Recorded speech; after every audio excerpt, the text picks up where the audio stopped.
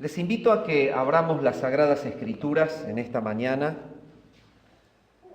en la epístola del apóstol San Pablo a los Filipenses.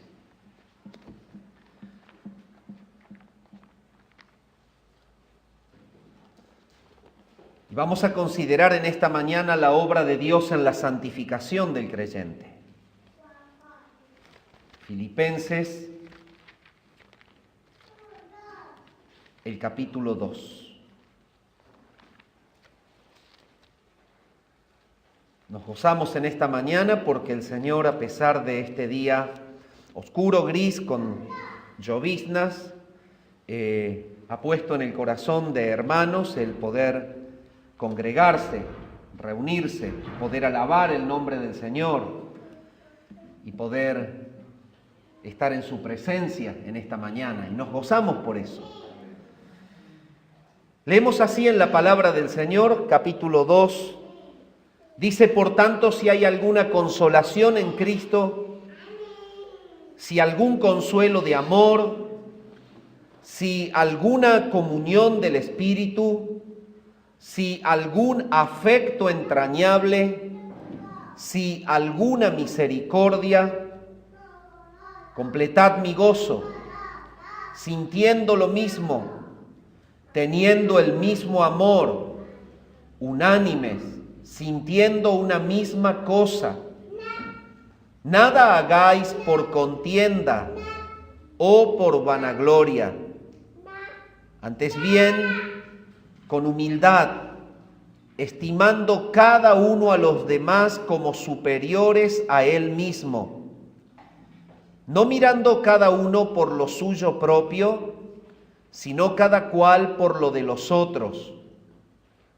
Haya pues en vosotros este sentir que hubo también en Cristo Jesús, el cual siendo en forma de Dios, no estimó el ser igual a Dios como cosa a que aferrarse, sino que se despojó a sí mismo, tomando forma de siervo, hecho semejante a los hombres, y estando en la condición de hombre, se humilló a sí mismo, haciéndose obediente hasta la muerte y muerte de cruz. Por lo cual Dios también le exaltó hasta lo sumo, y le dio un nombre que es sobre todo nombre, para que en el nombre de Jesús se doble toda rodilla, de los que están en los cielos y en la tierra y debajo de la tierra, y toda lengua confiese que Jesucristo es el Señor, para gloria de Dios Padre.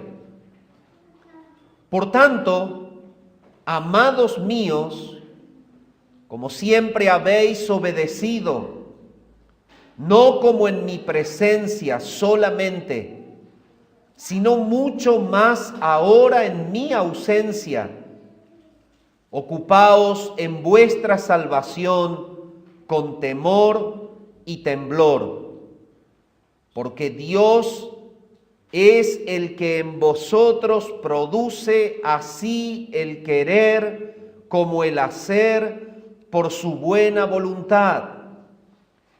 Haced todo sin murmuraciones y contiendas, para que seáis irreprensibles y sencillos, hijos de Dios sin mancha, en medio de una generación maligna y perversa, en medio de la cual resplandecéis como luminares en el mundo, asidos de la palabra de vida, para que en el día de Cristo yo pueda gloriarme de que no he corrido en vano, ni en vano he trabajado, y aunque sea derramado en libación sobre el sacrificio y servicio de vuestra fe, me gozo y regocijo con todos vosotros.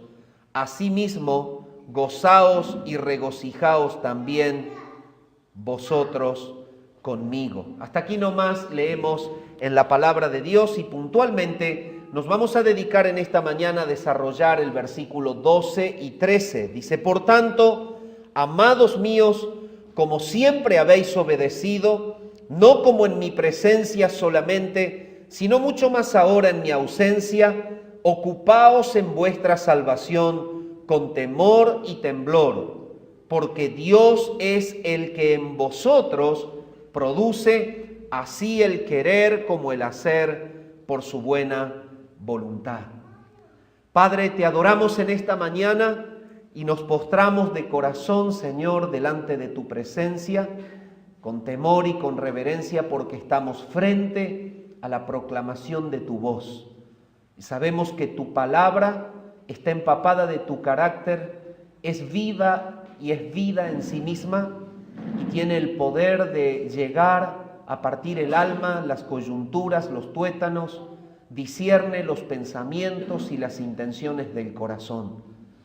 Y Padre, en esta mañana reconocemos nuestra total incapacidad, la plena necesidad de la asistencia tuya para que tu palabra pueda por el Espíritu ser aplicada a cada corazón y provocar el resultado, la obra para la cual tú la has enviado. Sosténnos, Señor, guíanos en esta mañana y que tu nombre sea glorificado.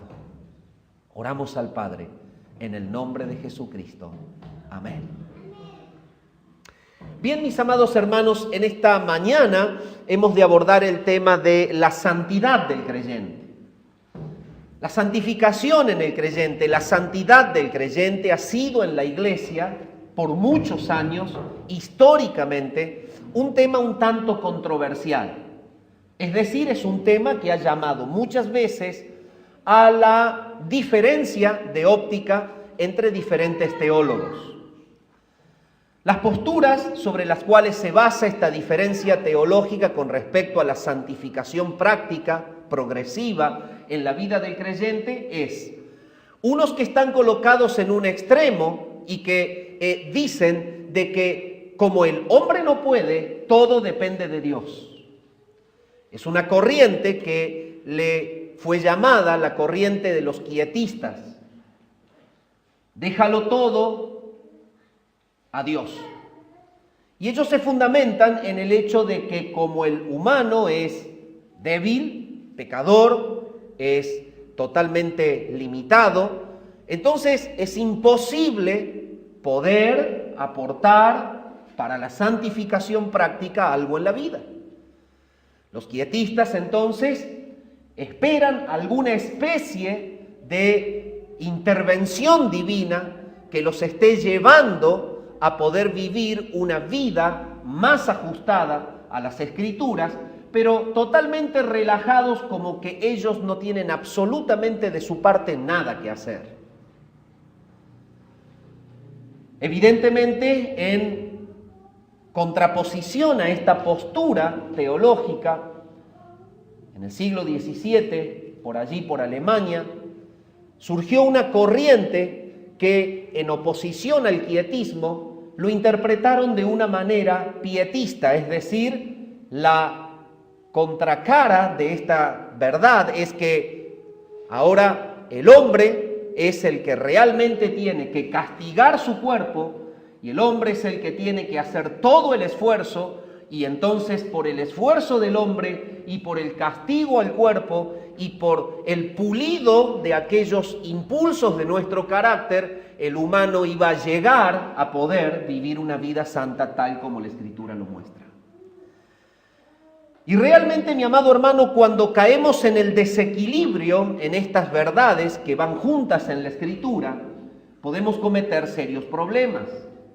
El quietista vivía una vida irresponsable en cuanto a su compromiso de santidad, y el pietista vivía una vida totalmente sobrecargada, golpeando su propio cuerpo, y caía en el moralismo, en el fariseísmo, en el legalismo, y realmente ninguna de las dos corrientes provocaba el resultado que la palabra de Dios está esperando. Frente a esto, la palabra de Dios está expresando justamente el equilibrio de la situación y la verdad bíblica con respecto a la situación.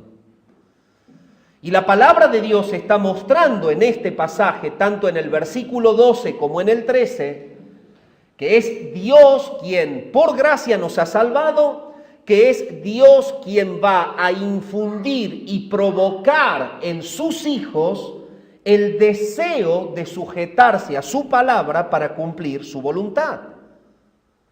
Y es esta la vinculación y el equilibrio que encontramos en este tema de la santificación.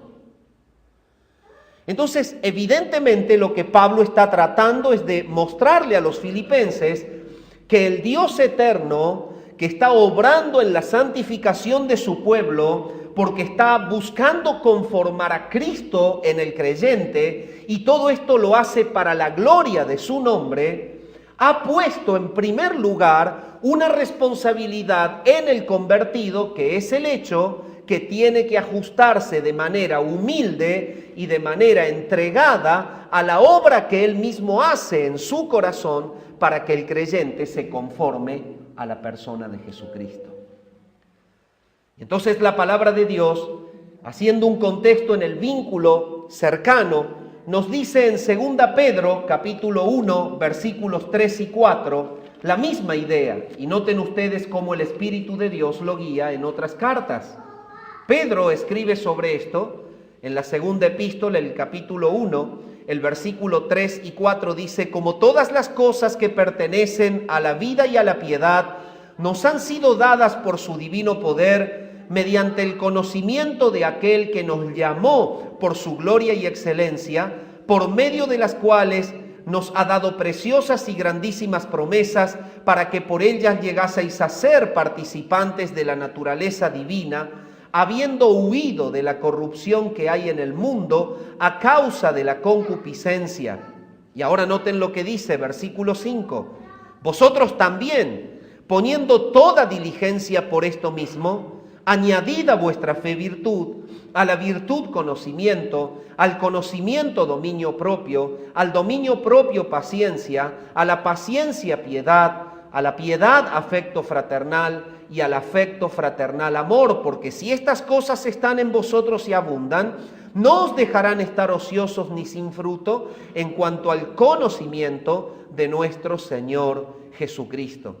Pero el que no tiene estas cosas tiene la vista muy corta, es ciego, habiendo olvidado la purificación de sus antiguos pecados. De la misma manera, podemos hacer incursión en algunas epístolas cercanas, también por boca de Pablo escribiendo a los de Galacia en el capítulo 5 y en el versículo 25, en el contexto cercano de nuestro párrafo, dice esto: si vivimos por el Espíritu, andemos también por el Espíritu. No nos hagamos vanagloriosos, irritándonos unos a otros, envidiándonos unos a otros. Bueno, si usted ha seguido la porción de Pedro y si ha seguido la porción de Pablo en el contexto cercano, ha de entender que Pedro está atribuyéndole a Dios el protagonismo en la salvación, sin duda. Está diciendo claramente Pedro que las cosas que están en nosotros nos han sido dadas por Él. Es el Padre quien nos ha otorgado la vida, es el Padre quien nos ha incorporado en su plan de redención, es el Padre quien nos ha dado la salvación y es Él justamente quien nos ha de glorificar en el día postrero. Pero cuando sigue el relato, la palabra presenta la necesidad de una conformación humana a este propósito de santidad. Y dice claramente: añadid entonces a vuestra fe virtud, a la virtud conocimiento, al conocimiento, y da una lista de añadiduras que surgen de la disposición humilde y entregada del creyente a vivir bajo la influencia del Espíritu Santo, que está persiguiendo glorificar al Padre, cumpliendo en nosotros su voluntad. Pablo, cuando escribe a los Gálatas, lo define y dice: si ustedes viven por el Espíritu, anden también por el Espíritu. Entonces, evidentemente, Pablo está entregando la misma enseñanza y está diciendo: si el Espíritu de Dios es la persona de la Trina Deidad, en la cual reposa la tarea del llamado, la tarea de la santificación, la tarea de apartarlos de la muerte y comunicarles la vida, la tarea de santificarlos, de trasladarlos justamente de la muerte a la vida, eso quiere decir si vivís por el Espíritu. Bueno, no queda allí la palabra, dice andad también por el Espíritu. Y este es el punto del equilibrio intermedio. El desequilibrio está en decir todo depende de Dios, el desequilibrio está en decir todo depende del hombre. Pero el equilibrio es entender que la santidad del creyente y la santificación de la iglesia es un pensamiento propio de Dios que está contenido dentro del plan de la salvación. Y que por desarrollarse el inicio de la salvación, Dios, que ejecuta un plan perfecto, que redime al hombre para que el hombre le glorifique, ha de proveer en el espacio intermedio hasta el día de la glorificación los elementos necesarios para nuestra santificación. ¿Y cuáles son? Evidentemente Pablo está diciendo, el elemento necesario para la santificación de parte de Dios ya está provisto. Es el Espíritu quien les ha otorgado vida, pero el Espíritu Santo no les ha dado vida y se ha ido. El Espíritu Santo está morando en ustedes. Si usted toma la epístola de Pablo a los Efesios en el contexto cercano, nos va a decir que hemos sido sellados por el Espíritu Santo. Si usted toma 1 Corintios capítulo 3 y capítulo 6, nos va a mostrar que Dios ha programado que el creyente sea un templo del Espíritu Santo. Entonces, evidentemente, Dios salva llamando por el Espíritu y Dios habita con su Espíritu al creyente.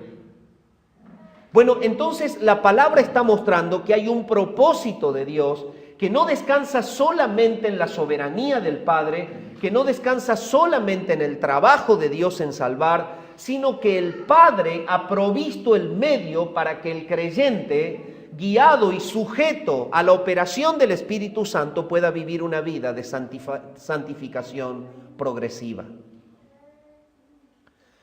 Entonces, cuando llegamos al desarrollo del texto, la palabra nos muestra que la vida santificada, la santificación de vida, es justamente apoyada en 5 conceptos claros que el texto de 12 del capítulo 2 de Filipenses desarrolla. Y dice la palabra, por tanto, amados míos, como siempre habéis obedecido, no como en mi presencia solamente, sino mucho más ahora en mi ausencia, ocupaos en vuestra salvación con temor y temblor. El texto que estamos abordando tiene una palabra que resalta y es esta: ocupaos en vuestra salvación con temor y temblor. Bueno, esta palabra ocupaos es una palabra que en realidad contiene en sí la idea de mantener firme una energía para conseguir un resultado perseguido. La vida en sí necesita energía, energía para vivir, energía para andar.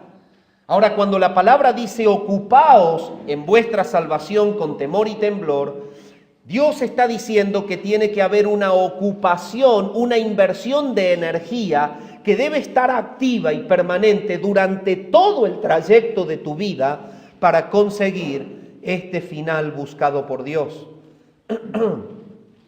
que es la santificación progresiva y creciente en la vida del creyente.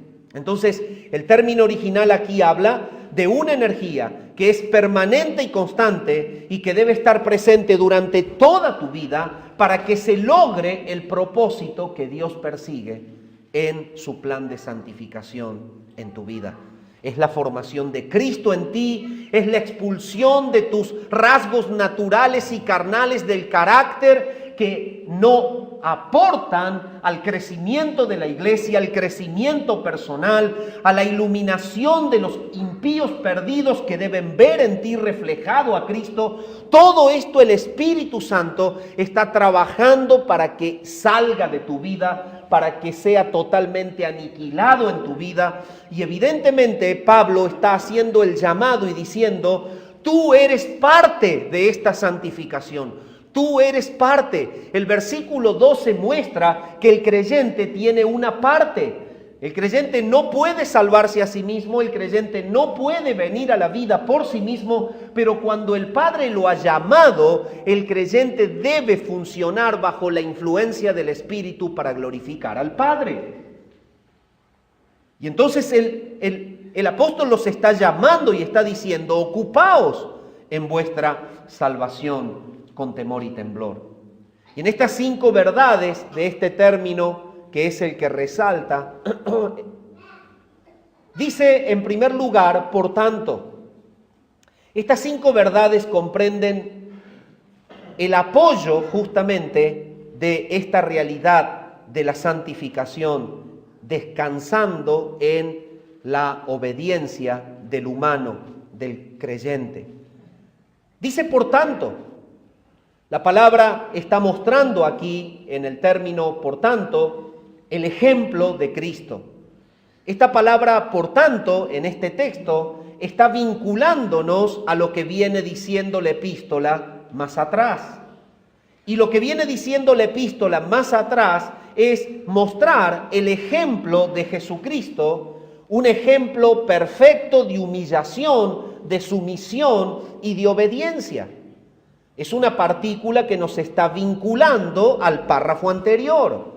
Y si usted ha seguido el mensaje del domingo pasado y ha seguido la lectura en este, va a ver que en el párrafo anterior, como contexto cercano del párrafo que nos mantiene abocados en esta mañana, usted va a ver que en el párrafo presenta a Cristo Jesús como ejemplo de humildad absoluta que aporta a la unidad. Y este ejemplo de humildad absoluta de Cristo es el que Pablo está llamando a que sea nuestro ejemplo para entender que debemos ser sensibles a este aporte que como creyentes el Padre nos está pidiendo en su propósito de santificar a la iglesia de Cristo. Es el aporte humano a la santificación de la iglesia de Cristo. Entonces, el por tanto está diciendo: mantente totalmente fijado en Cristo. Observa la obra de Cristo, observa la predisposición de Cristo, y menciona el párrafo al menos 4 cosas que quería resaltar. Él no se aferró a su igualdad con el Padre, estuvo totalmente desprovisto de egoísmo. Esto es imposible en él. Evidentemente, Él se despojó a sí mismo de sus derechos y prerrogativas divinas. Es decir, Él escogió dejar temporalmente todo el derecho a la adoración, a estar en su gloria e incluso a la práctica de sus poderes divinos cuando estuvo en la tierra. Tomó forma de siervo, humilde y obediente. Se puso bajo la autoridad del Padre y se puso bajo la autoridad del poder del Espíritu Santo. Cristo Jesús tuvo este rasgo en su humillación perfecta. Y entonces Pablo está hablándole a la iglesia y le está diciendo: este es el aporte tuyo, esta es la parte tuya. Dios nos está llamando a ser parte de esta obra de santificación. Por tanto, entonces, está mostrando la entrega de Cristo a la obra, al trabajo, al encargo del Padre. Si usted toma la epístola a los Hebreos, va a encontrar justamente que Cristo Jesús aceptó venir en cuerpo justamente para satisfacer la voluntad del Padre. Entonces, por tanto, es una partícula en el original que nos vincula a un ejemplo. Y nuestra disposición a mantener esa energía, ¿sí?, de estar ocupados en nuestra salvación con temor y temblor durante toda la vida, descansa en este concepto claro: la humillación de Jesucristo. Hay algo que el creyente es resistivo cuando deja de observar el ejemplo de Cristo. El humano exterioriza sus rasgos naturales y la carne del humano resiste toda enseñanza. Entonces, cuando el humano está siendo enseñado por el Señor, está siendo pulido por el Señor o está siendo llamado a mantenerse totalmente firme en tener una energía que aporta a la santificación personal, el creyente se resiste. Y Pablo está llamando a que la persona se ocupe, que tenga toda su energía aplicada en este propósito final del Padre, que es la santidad del creyente y de la iglesia, porque a través de ella es que la imagen de Cristo es transmitida sin deformación a un mundo que se pierde. En base a la santidad del creyente y de la iglesia es que haya verdadero peso el resultado del Evangelio, que es lo que predicamos a un mundo que nada tiene que ver o quiere tener que ver con la santidad. Entonces, hay un primer apoyo en el que se basa esta ocupación del creyente en la salvación con temor y temblor. La palabra dice, por tanto, y muestra a Cristo, el cual humildemente se sujetó a la obra del Espíritu. Note usted, San Lucas capítulo 4, si usted toma el Evangelio de Lucas, en el capítulo 4, usted va a ver textos maravillosos de la obra del Espíritu en Cristo. Y dice Jesús, lleno del Espíritu Santo, volvió del Jordán y fue llevado por el Espíritu al desierto por 40 días y era tentado por el diablo y no comió nada en aquellos días, pasados los cuales tuvo hambre. Si usted va al versículo 14, dice, y Jesús volvió en el poder del Espíritu a Galilea y se difundió su fama por toda la tierra de alrededor y enseñaba en las sinagogas de ellos y era glorificado por todos. Si usted va al versículo 18, dice, el Espíritu del Señor está sobre mí, por cuanto me ha ungido para dar buenas nuevas a los pobres, me ha enviado a sanar a los quebrantados de corazón, a pregonar libertad a los cautivos y vista a los ciegos, a poner en libertad a los oprimidos. Y entonces allí el Señor está diciendo que el Espíritu de Dios está trabajando en él.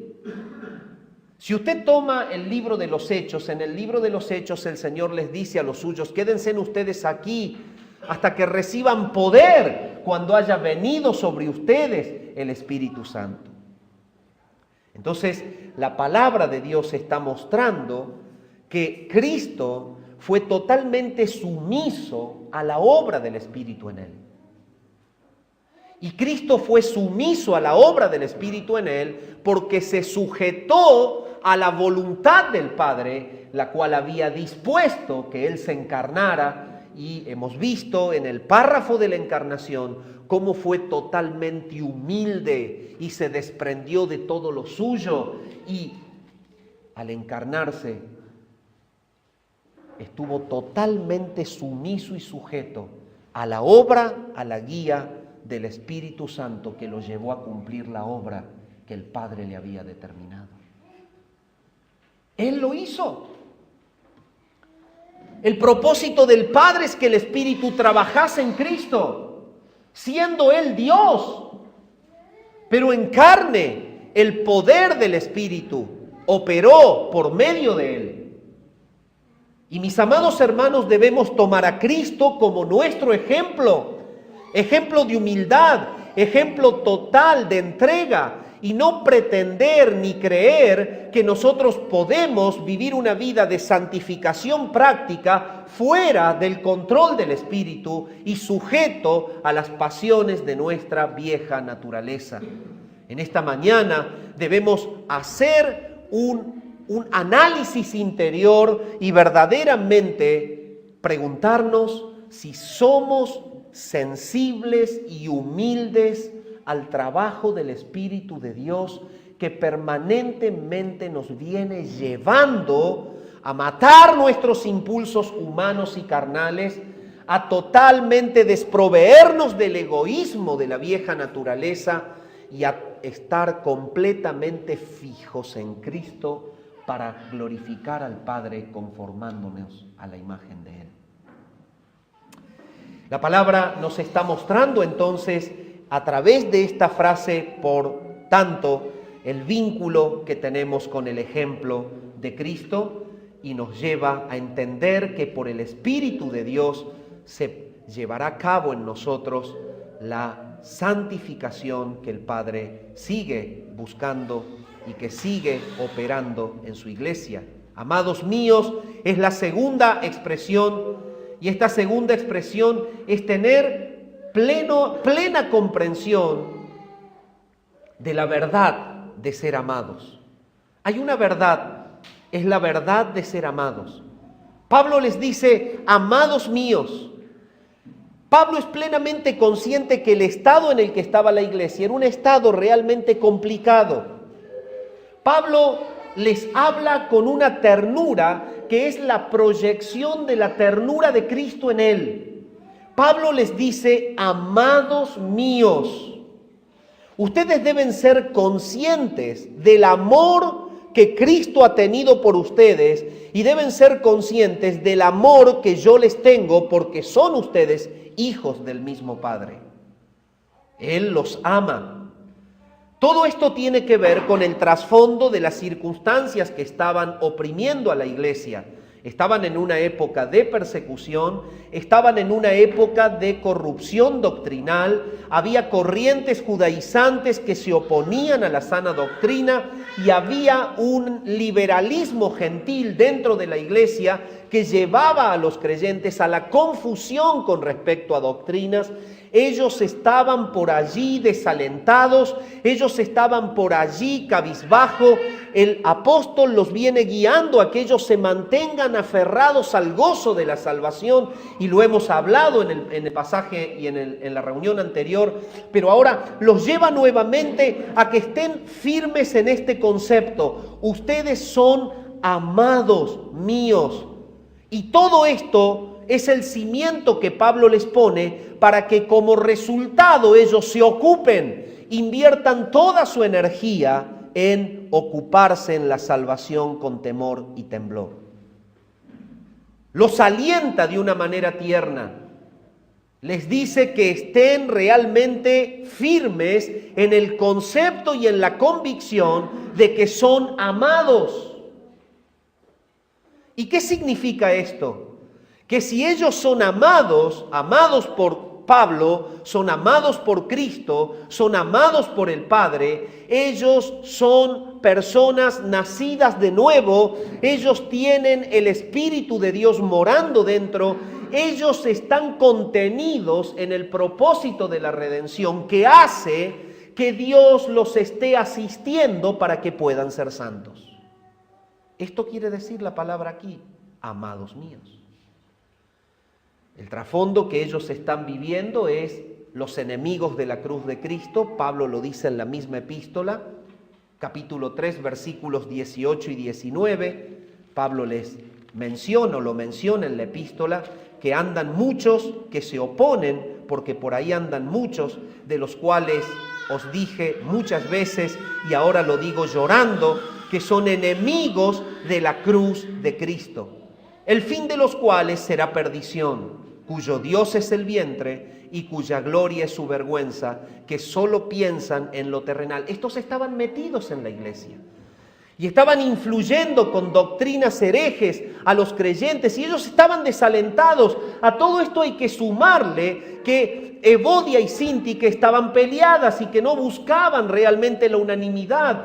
Y a todo esto hay que sumarle que había cristianos dentro que trataban de buscar el primer lugar y estaban totalmente sujetos al orgullo personal. Entonces había personas amantes de sí mismas que tenían orgullo personal, que se habían desenfocado de Cristo, había personas que no se llevaban bien y había personas herejes doctrinales metidos dentro que los estaban oprimiendo, y realmente los creyentes estaban en un estado de tensión y de depresión. Pablo les está diciendo, ustedes deben ocuparse en su salvación con temor y temblor porque son amados. Son amados.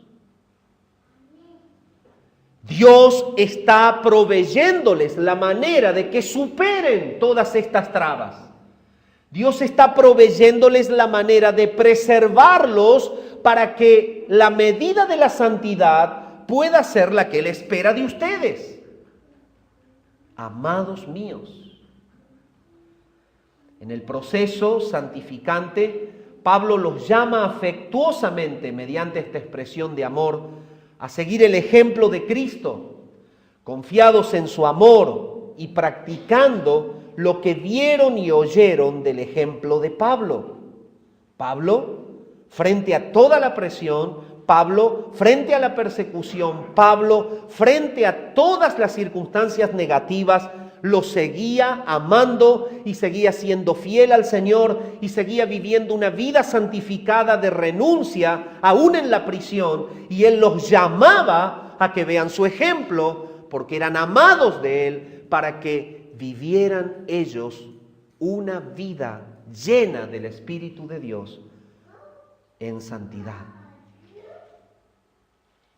Bueno, no solamente entonces este aporte del creyente está basándose en la conciencia plena de el ejemplo de Cristo, en la conciencia plena de ser amados, sino que sigue diciendo el texto, como siempre habéis obedecido. Y Pablo los llama a que tomen conciencia de la necesidad de la obediencia. La palabra aquí, obedecido, es una palabra que es upakouo en el griego, es una palabra compuesta que contiene un prefijo que es upo y otra palabra que se suma a esa compuesta que es akouo, y en realidad significa, akouo es desde donde toma o viene la palabra acústica, de oír, y upo es debajo. Entonces, esta palabra conjunta, que es lo que Pablo les está diciendo, es que ellos estén colocados debajo de lo que han escuchado. Y esto es obedecer. Y habla del vínculo que tú tienes con la palabra de Dios. Entonces, Pablo les dice, miren, hay algo que opera en contra de la disposición del creyente de aportar a la santificación. Una es que dejen de mirar a Cristo. El dejar de mirar a Cristo hace que el creyente no crezca en santificación. Otra es que se olviden de ser amados, porque si se olvidan de ser amados, caen en la desesperación de pensar que están solos, y no lo están. Pero otra es ser resistivos a la enseñanza. Y entonces Pablo los llama claramente a que entiendan la importancia de obedecer. El creyente surge y es trasladado de las tinieblas a la luz a través de la obediencia a la palabra. O sea que la obediencia a la palabra es parte del propósito de Dios para trasladar a los impíos a que sean su iglesia, a que sean su pueblo, a que sean la esposa del Cordero. Esto lo podemos ver en Hechos 16:14, cuando Dios toca el corazón de Lidia para que esté atenta a la palabra y obedezca al llamado del Evangelio. Podemos ver al carcelero de Filipos en Hechos 16:32 y 33, que habiendo sido hablado por Pablo y por Silas, ellos le hablan la palabra y él, obedeciendo a la palabra, lava las heridas de Pablo y pide ser bautizado. La obra del Espíritu de Dios es llevar al creyente a la obediencia a la Escritura. Y la obediencia a la Escritura es la que hace que el creyente viva una vida santificada. Es en la Escritura donde está contenido el material de aquellos principios que debemos vivir y cumplir, y es la Escritura la que nos advierte de la presencia del pecado, el cual debemos rendir ante el Señor para tener una vida de comunión y de constante crecimiento en la santidad. Entonces, la obediencia es parte del proceso santificante. Y Pablo les dice, como siempre habéis obedecido. Si tú tienes resistencia a la palabra de Dios, si tú eres una persona apática a la lectura de la Escritura, o si eres una persona cuestionadora de los pedidos del Señor, la santidad se verá detenida en tu vida. La iglesia de Jesucristo entonces debe estar conformada por cristianos que se ocupan en la salvación con temor y temblor, aferrados al ejemplo de Cristo, aferrados al concepto de que son amados y aferrados a la realidad de que deben obedecer las Escrituras. Pero Pablo no queda allí. Está diciéndoles, miren, el ocuparse, la energía totalmente puesta en la salvación con temor y temblor hasta el día de la glorificación, hasta que termine tu tiempo en la vida, descansa también en una realidad, y es el hecho de saber que el pecado es grave. Y en el hecho de saber que no hace falta que haya una persona controlándote, es tu vida en independencia frente al Señor lo que justifica que tú vivas santamente.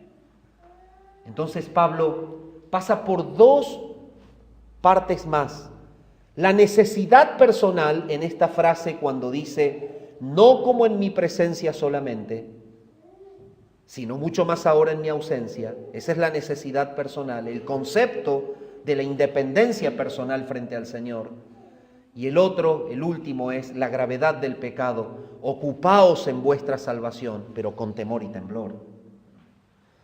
Entonces, para referirnos a esta frase, la palabra nos está mostrando que ellos se deben ocupar, pero que deben hacerlo aún en la ausencia de Pablo.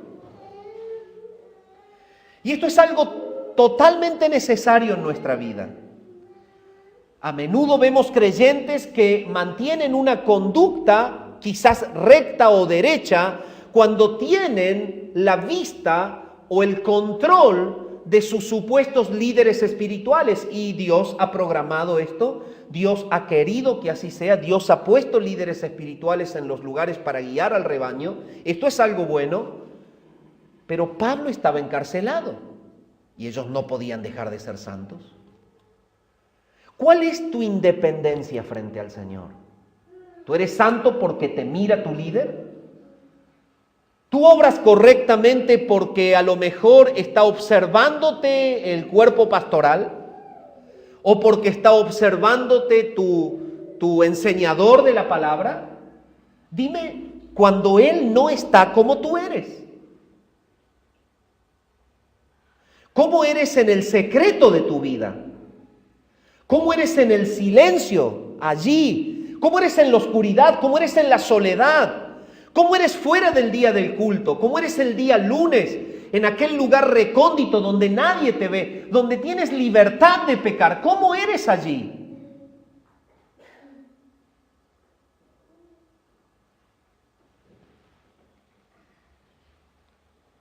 Pablo les está diciendo, ustedes no pueden olvidarse de que son guiados por el ejemplo de Cristo, no pueden olvidarse de que son amados, no pueden olvidarse de la necesidad de la obediencia, y deben entender que deben ser maduros individualmente frente al Señor, y entender que quien los está mirando, que quien los está observando y que quien conoce la mente y el corazón de cada uno de ustedes es Él.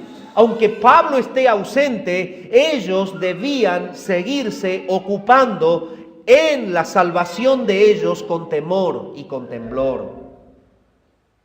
Mi amado hermano, hay una necesidad de madurez personal en el creyente que debe llevar al creyente a un compromiso con la causa, a un compromiso con Jesucristo. Ninguna iglesia puede crecer y puede avanzar y puede justamente cautivar a la zona en donde está si no hay una madurez individual, un compromiso independiente de cada persona frente al Señor. Las personas que guiamos una congregación estamos de turno y de paso. Somos carne que hoy está y mañana puede ser comida por los gusanos. Pero Cristo queda. Es el Señor el que queda. Y es la individualidad en la madurez con Cristo lo que justifica que el creyente sea permanente en vivir una vida de responsabilidad en cuanto a su santificación. Ocúpense en la salvación de ustedes con temor y temblor, pero así como lo han hecho en mi presencia, como han sido obedientes a lo que yo les he ido enseñando cuando yo estaba presente, háganlo mucho más ahora que estoy ausente, porque en realidad cuando estaba presente yo podía estar aportando, apoyándoles, pero ahora que estoy ausente ya no voy a poder apoyarles como cuando estaba presente, y es necesario que ustedes obedezcan aún más a las enseñanzas para vivir un constante crecimiento en la vida de santidad. ¿Tú eres de Cristo? ¿Eres miembro de la iglesia verdadera? ¿Eres parte de los que han de ser glorificados al final? Entonces, la reacción natural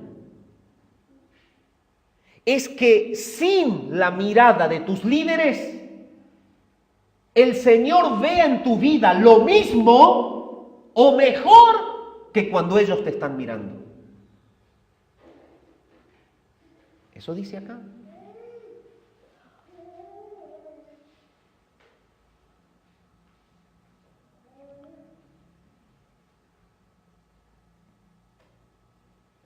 Y en esta quinta toma de conciencia a la que Pablo los lleva, es a que ellos se ocupen en la salvación con temor y temblor.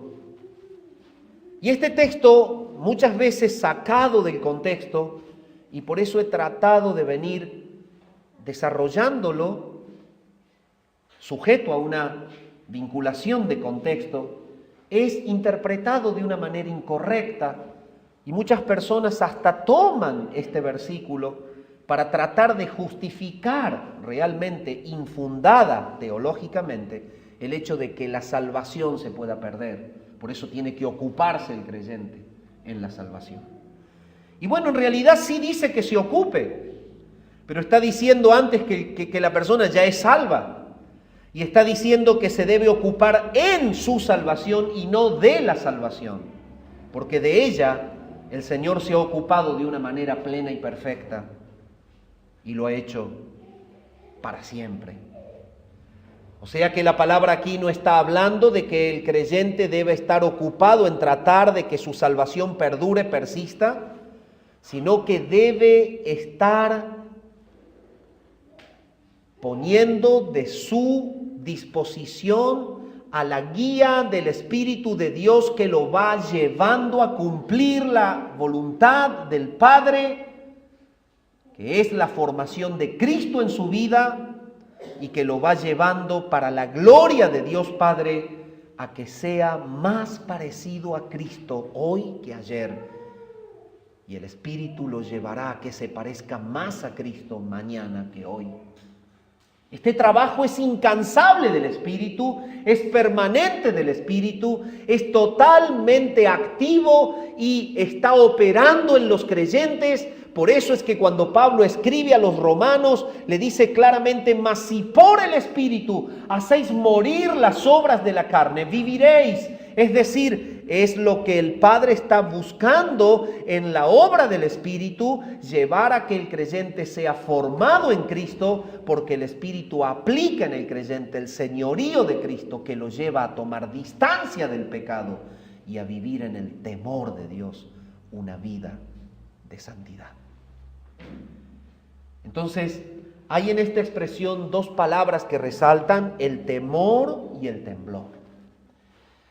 Y dice entonces: ocúpense de vuestra salvación, en vuestra salvación, no de en vuestra salvación, con temor y temblor.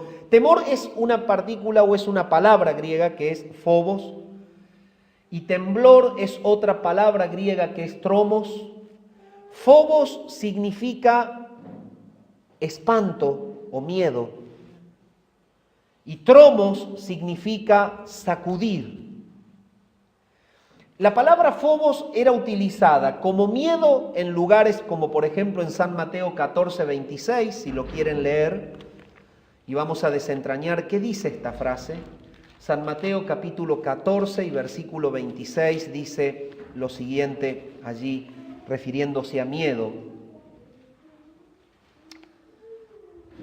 Y los discípulos, viéndole andar sobre el mar, se turbaron, diciendo: ¡un fantasma!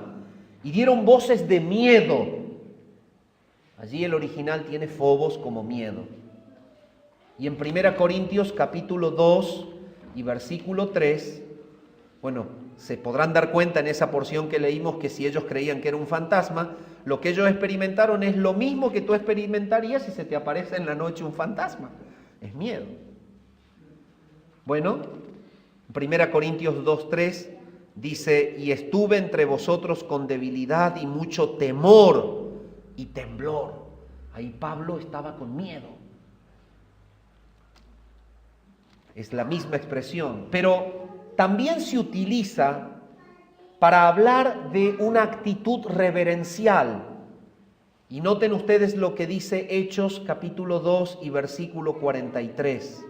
Hechos capítulo 2 y versículo 43 dice lo siguiente, 2:43.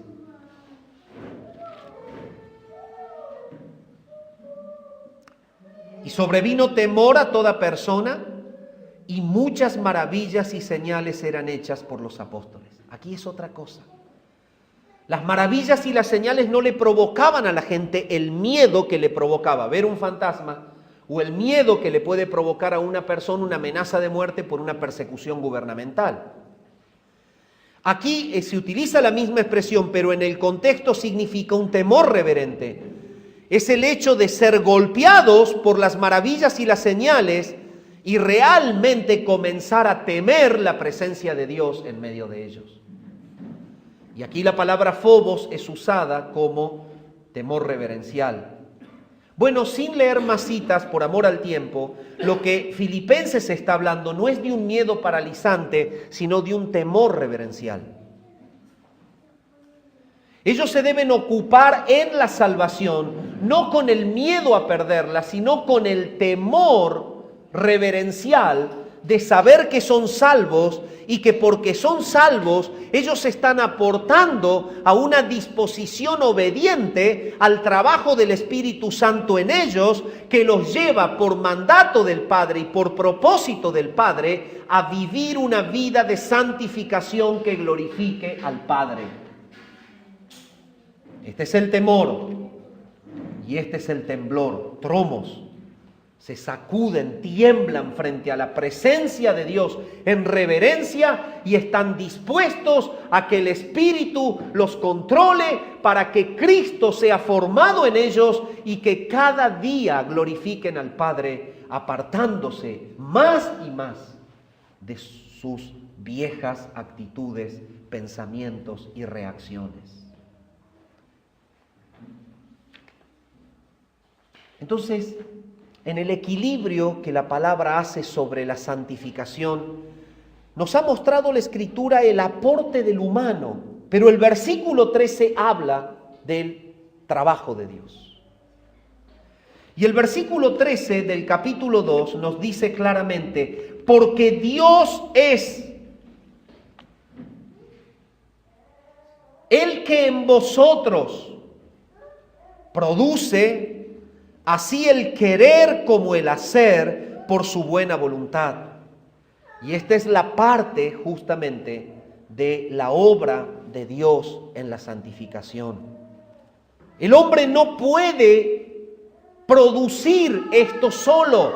El hombre debe estar totalmente dispuesto y debe ser responsable en vivir la guía del Espíritu, pero no la puede provocar. ¿Por qué? Simplemente porque el Espíritu trabaja para que el humano viva una vida santa. Entonces aquí el versículo 3 está diciendo esto: porque Dios, en la primera frase, la palabra presenta aquí que en esta santificación Dios es el protagonista, porque Dios es. Entonces la palabra está mostrando su persona con naturaleza santa, su carácter totalmente e infinitamente apartado del pecado. Está llevando a los filipenses a que se concentren y se enfoquen en el autor de la salvación, en el promotor de la santificación, de haberlos sacado de las tinieblas y de haberlos colocado en el reino de su amado Hijo, de haberlos liberado de esa incapacidad de poder salir de la muerte y haberles dado la vida. Y Él os dio vida, dice Efesios 2:1. Santiago 1:18 dice que Él nos hizo nacer por la palabra de verdad. ¿Y cuántas expresiones muestran a Dios como el protagonista? Entonces, Él sigue ese protagonismo en la obra de la santificación, tal cual como lo comenzó en la obra de la justificación. Y la salvación tiene en sí, en las Escrituras, todo un desarrollo en el tiempo. Dios es protagonista en justificar, pero el hombre tiene que creer. Dios es protagonista en santificar, pero el hombre tiene que obedecer.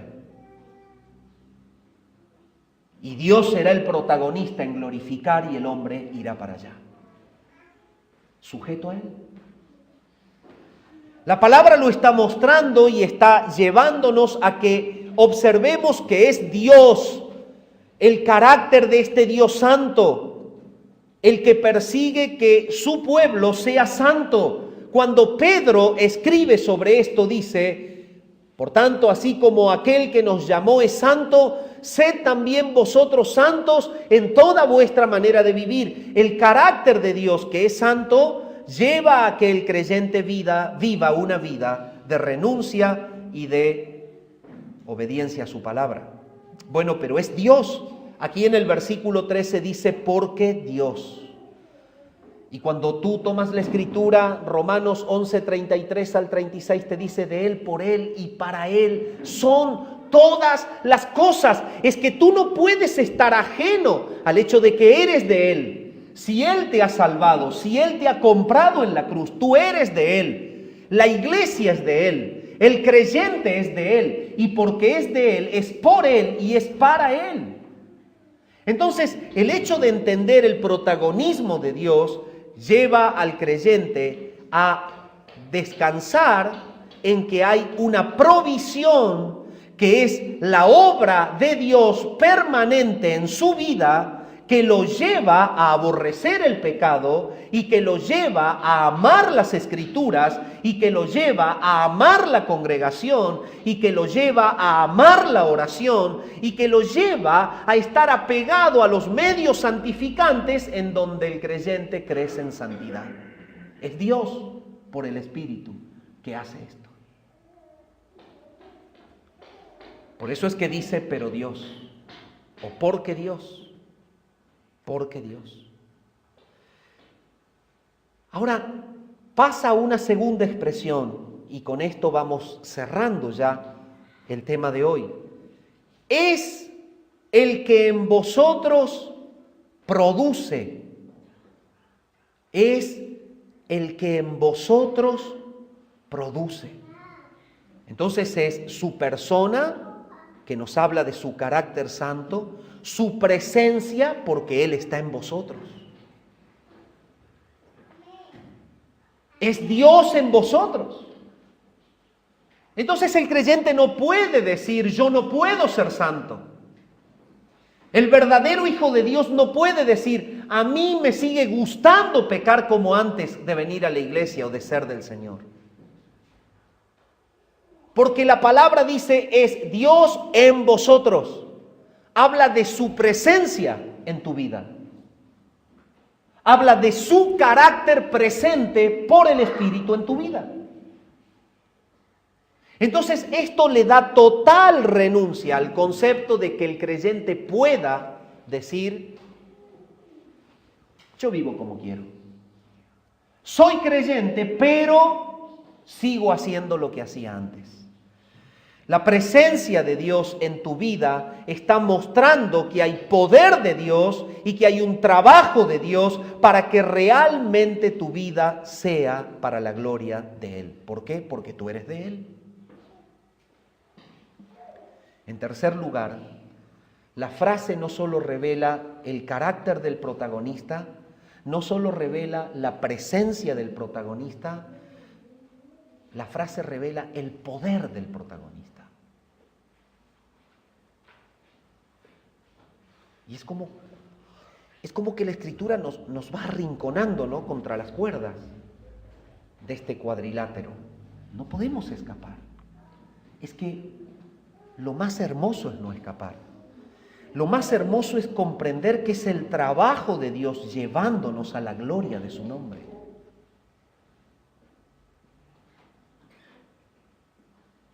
Dime, ¿tú miras lo mismo que antes? ¿Hablas igual que antes? ¿Piensas igual que antes? ¿Te diriges, te conduces para con los demás igual que antes? Bueno, este no es el propósito de la salvación.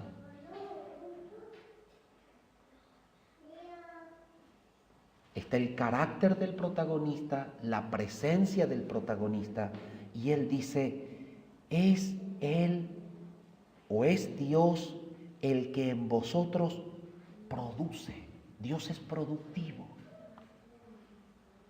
Bueno, pero yo soy muy jovencito en las cosas del Señor, sí, no lo dudo.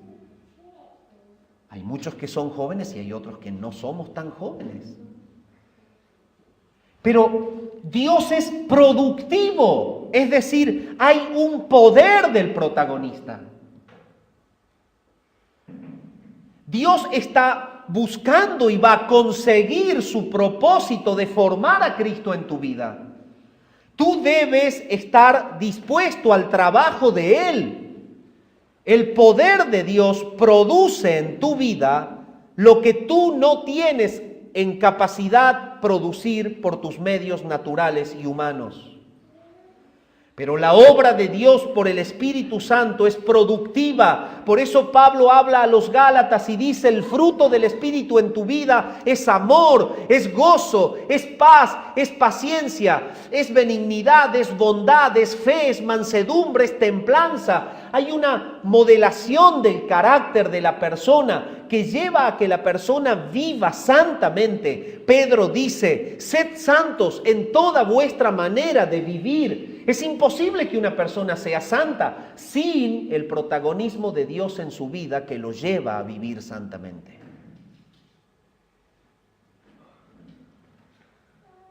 Entonces, el versículo 3 está hablando de la obra del Padre.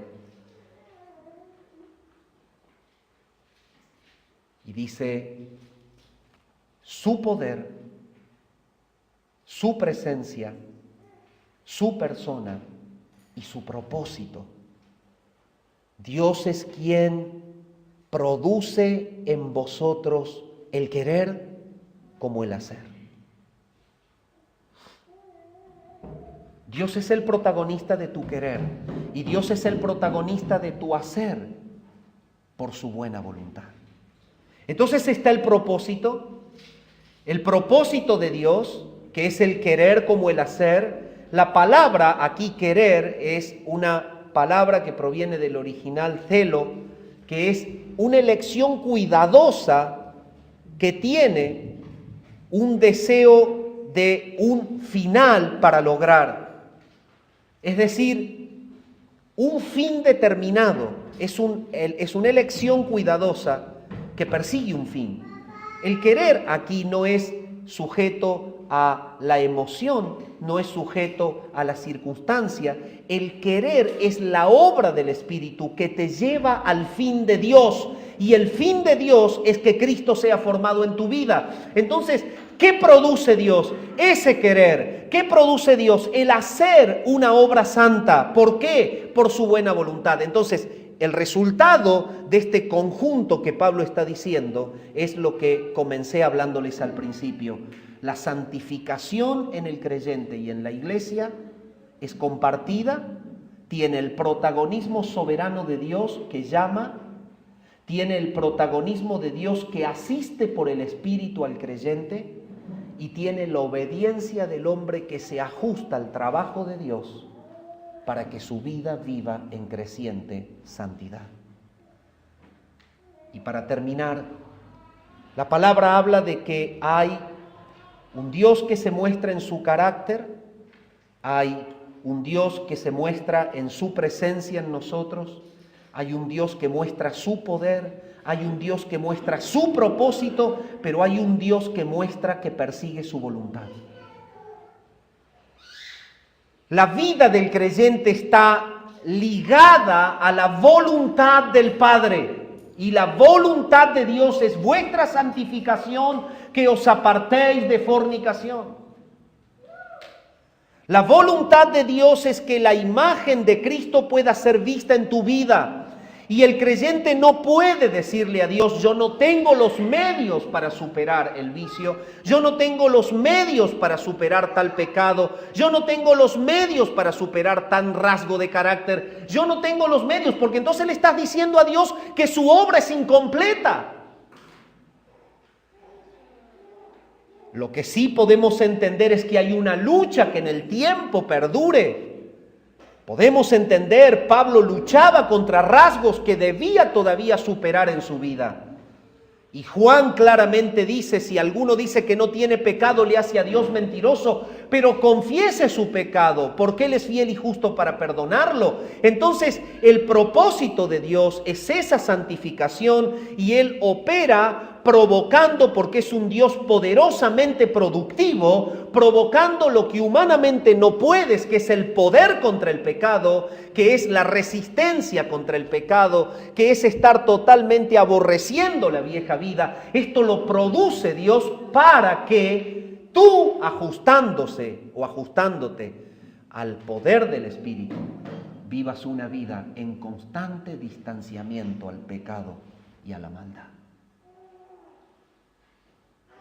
Y así crece una iglesia bíblica y santa que glorifica a Dios.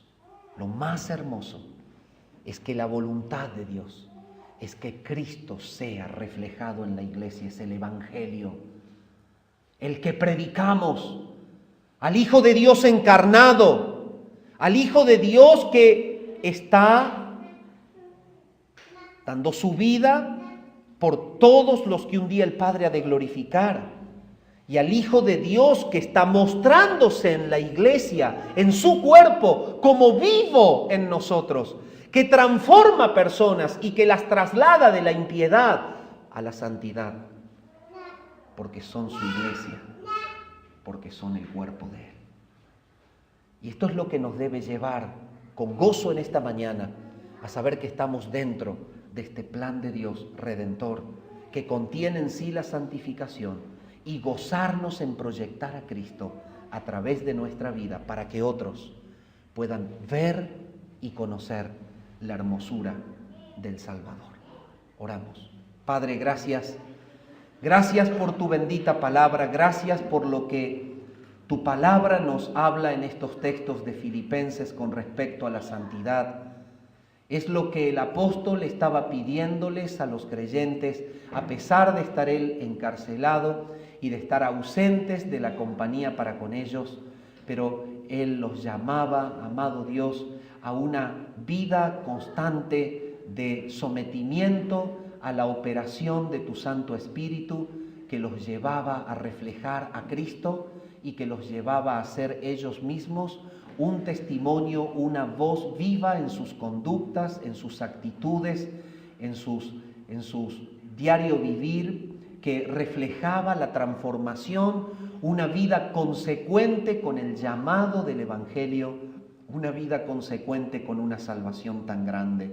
Gracias porque tú nos llamas por pura gracia a ser parte de este propósito tuyo, y queremos, Señor, no solamente predicar con nuestra palabra, sino también predicar con una vida consecuente a la transformación que tú has hecho en nosotros. Que así pueda ser en la vida y en el entorno de cada uno de los que estamos presentes en este lugar, sabiendo que el propósito tuyo es provocar por el Espíritu Santo, tu voluntad en nuestra vida es llevarnos a vivir lo que te agrada, lo que te deleita. Es nuestra santificación para vivir a Jesucristo en nuestra vida.